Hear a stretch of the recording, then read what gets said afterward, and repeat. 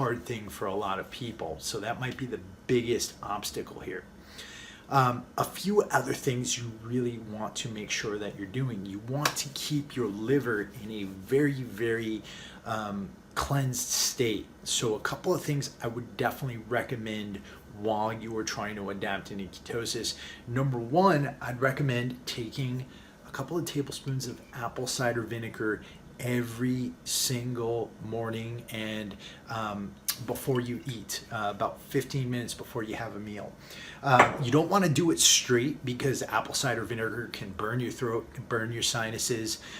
You want to put it into a glass of water, and what I'll do is I'll put a little squeeze of lemon in there. It tastes just like lemonade.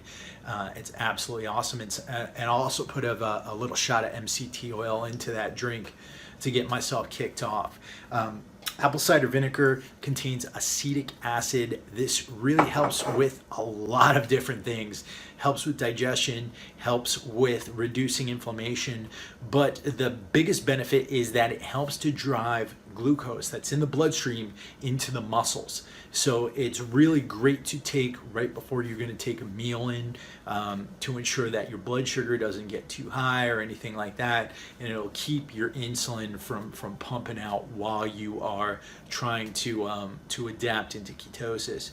So a couple of shots of apple cider vinegar, or a couple of tablespoons of apple cider vinegar a few times a day in a glass of water, a little squeeze of lemon juice. The other thing you really want to be taking care of while you're adapting to ketosis is something that a lot of people don't think about either, and that is your intestinal tract. You really want to make sure that your digestion is on point, because your digestion is what's going to keep you healthy, what's going to help you to reduce inflammation, and all of these things are going to help you to adapt quicker into ketosis. So what do you do for that? The first thing you really want to do is you want to make sure that you are consuming a lot of fiber, non-digestible fiber, particularly from things like celery. I chew on celery all day long, and the fiber from that, it attracts friendly probiotic bacteria. It also helps to reduce your insulin levels, and getting a good non-digestible source of fiber like that is going to really help you to become more and more insulin sensitive, which is again going to help you to adapt into ketosis a little bit more quickly.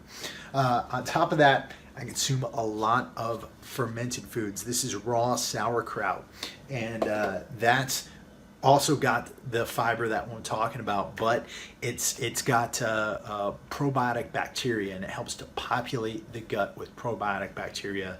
That's again going to help us to become more and more insulin sensitive.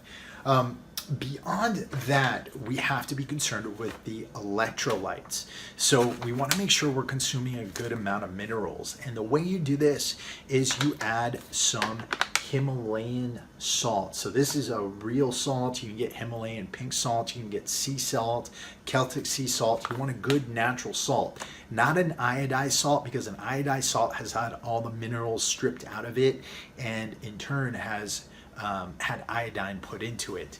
But this natural salt, that's going to contain all of the really valuable electrolytes that are going to keep you from getting a headache, that are going to really eat into your energy if you're lacking electrolytes or if they're out of balance. Beyond that, you should be also supplementing with magnesium. Magnesium is going to really help you with getting the sleep that you need during this time period, and getting your energy levels up during the day when you wake up. Magnesium is responsible for like 300 different processes around the body, so take about 400 to 500 milligrams of magnesium prior to bed. You also want to get a good source of potassium. Potassium is so valuable in keeping your electrolytes in balance, and you can get that from eating avocados. One more mineral we really need to be concerned with here, and this is particularly for women, that's selenium. Selenium is extremely valuable for you to protect your thyroid. And if you're one of the problems with women when they don't consume carbohydrates, some of their thyroids tend to slow down a little bit. But the big benefit here is that if you're consuming selenium, selenium is going to help to protect that thyroid, and this in turn will also help you to begin burning fat and also begin getting into ketosis. Now, the final supplement I'm going to tell you to take is omega-3s, and you can get this either from fish oil or algae. And you want a high DHA omega-3 fatty acids. This is going to help you to reduce inflammation. It's going to help to protect your brain throughout this thing, and it's going to help you to have lots of energy during the adaptation phase. So this video has been about adapting into ketosis easily, and in the next video we're going to be talking about how to get yourself to maintain the ketogenic diet. And that is going to be where a lot of the most valuable information is going to be. And don't miss that video. Below, I'm going to put our downloadable grocery list. So make sure you scroll down, check out that grocery list. And in our advanced keto course, we've got so many more resources for you guys. So if you're interested, you can check that out too. I'll be back at you tomorrow with another video.